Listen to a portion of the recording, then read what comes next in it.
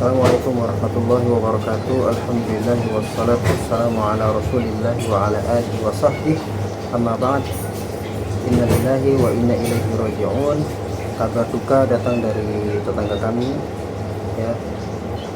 Baru saja meninggal dan baru saja dimakamkan setelah disolatkan dan dimandikan.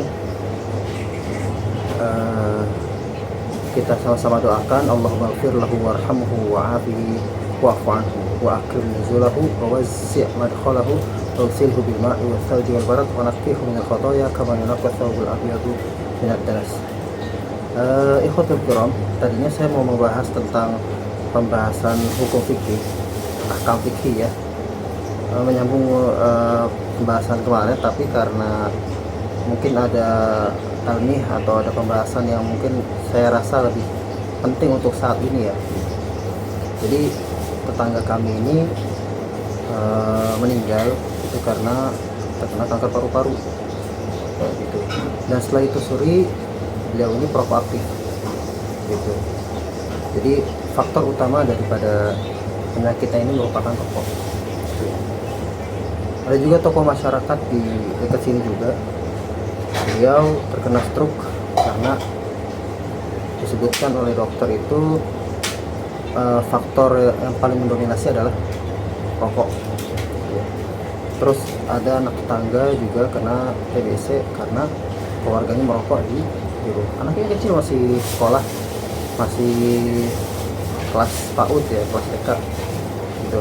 Al-muhim yang bisa kita ambil pelajaran di sini adalah merokok golor. Merokok itu berbahaya.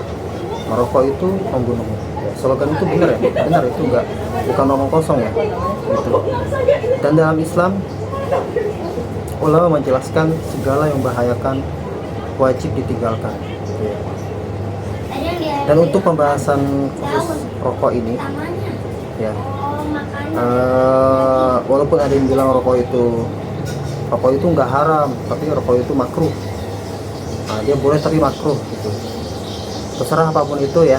Tapi pendapat yang saya pegang dan yang emang kami pegang, alhamdulillah kami nggak ada yang ngerokok, ya. Keluarga nggak ngerokok, bapak nggak ngerokok, gitu.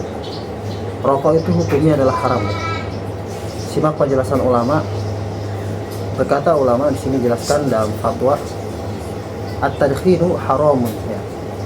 Merokok itu hukumnya adalah haram. Li'annahu minal khaba'ith, karena ia merupakan bentuk keburukan, ya, bentuk keburukan. Sedangkan Allah berfirman dalam surah Al-A'raf ayat 157, wa yahillu lahumut thayyibat wa yuharrimu 'alaihimul khaba'ith, ya. Dihalalkan bagi mereka yang baik dan diharamkan bagi mereka yang buruk, ya. Dan rokok atau tadkhin, ad-dukhan, hada minal khaba'ith, di antara bentuk keburukan. Fa innahu muharramun li'annahu dharrun bisihhah. Rokok itu kenapa diharamkan? Alasannya karena dia membahayakan kesehatan. Wasababun lil wafat, dan merupakan sebab meninggal, sebab kematian, gitu, ya. Tapi apakah fakta demikian? Ntar kita cek, ya. Kita lanjutkan dulu. Allah berfirman, wala taqtulu anfusakum innallaha kana bikum rahima wa may yaf'al dzalika 'udwanan wa dzulman fasawfa nuslihi nara wa sayaslawna sa'ira fasawfa nuslihi nara wa kana dzalika 'ala Allah yasira. An-Nisa ayat 29 sampai 30, ya. Dan janganlah kalian membunuh diri kalian, sesungguhnya Allah amat sangat menyayangi kalian, gitu, ya. Gitu. Nuhibbu an nunabbiha as-sa'il au man yasma' bihada ila annahu laysa kullu muharramin warada tahrimuhu bi ayatin minal Qur'an, ya. Enggak setiap apa yang Allah haramkan itu keharamannya datang dari Al-Qur'an secara spesifik, gitu, ya. Bal wa hatta fi haditsin Nabi, bahkan sampai kepada hadis Nabi juga, ya. Tapi dalil keharamannya rokok ini melihat dari sisi al-khaba'ith, keburukan-keburukannya, ya. Dia membahayakan diri dan membahayakan orang lain, gitu, ya.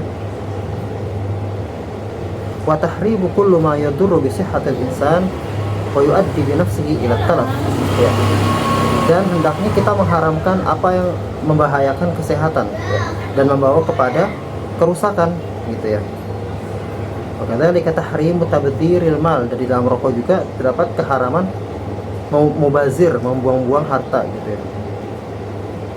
Dan dalil-dalil yang lain masih banyak ya. Dan intinya kesimpulan di sini ulama menjelaskan tentang bahayanya dan keharamannya ya. Maka kita sebagai muslim mengingatkan diri sendiri dan juga siapapun muslim yang mendengar ya, udahlah, berhenti, stop gitu, nggak ada manfaatnya, nggak ada faedahnya ya. Ini cuma membahayakan diri dan membahayakan orang-orang di sekitar kita ya. Ya mungkin ini saja yang bisa saya sampaikan. Aqulu qouli hadza, subhanakallahumma wa bihamdika asyhadu an la ilaha illa anta astaghfiruka wa atubu ilaik. Assalamualaikum warahmatullahi wabarakatuh.